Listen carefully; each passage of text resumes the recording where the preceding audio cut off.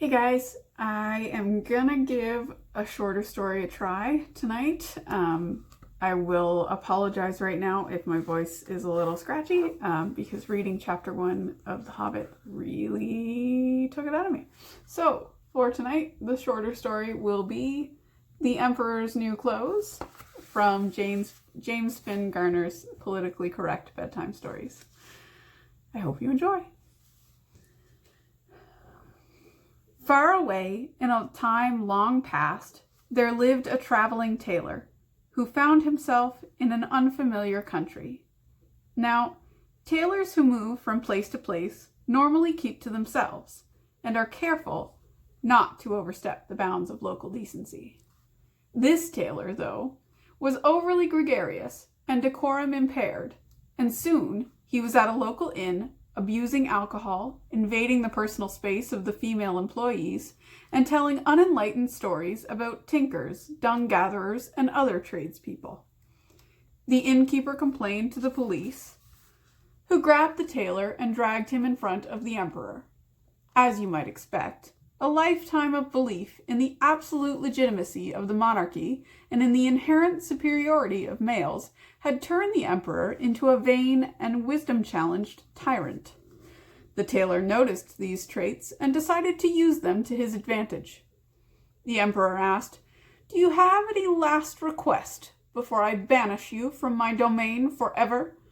The tailor replied, "Only that your majesty allow me the honor of crafting a new royal wardrobe, for I have brought with me a special fabric that is so rare and fine that it can be seen only by certain people, the type of people you'd want to have in your realm, people who are politically correct, morally righteous, intellectually astute, culturally tolerant, and who don't smoke, drink, laugh at sexist jokes, watch too much television, listen to country music, or barbecue."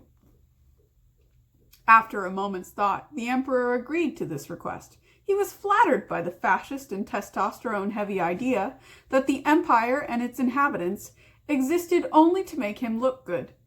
It would be like having a trophy wife and multiplying that feeling by 100,000. Of course, no such rarefied fabric existed. Years of living outside the bounds of normal society had forced the tailor to develop his own moral code that obliged him to swindle and embarrass the emperor in the name of independent craftspeople everywhere.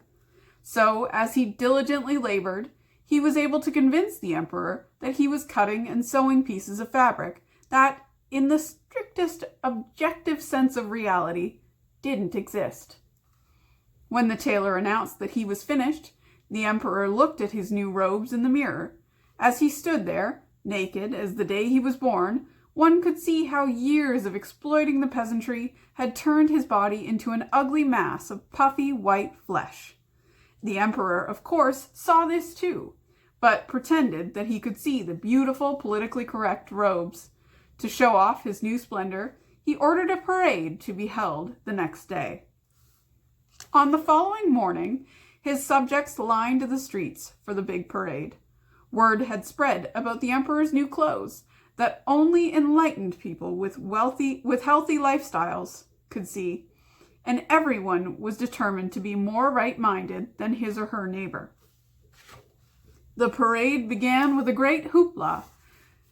As the emperor marched his pale, bloated, patriarchal carcass down the street, everyone loudly oohed and awed at his beautiful new clothes, all except one small boy, who shouted, "The emperor is naked!" The parade stopped. The emperor paused. A hush fell over the crowd until one quick-thinking peasant shouted, "No, he isn't! The emperor is merely endorsing a clothing-optional lifestyle."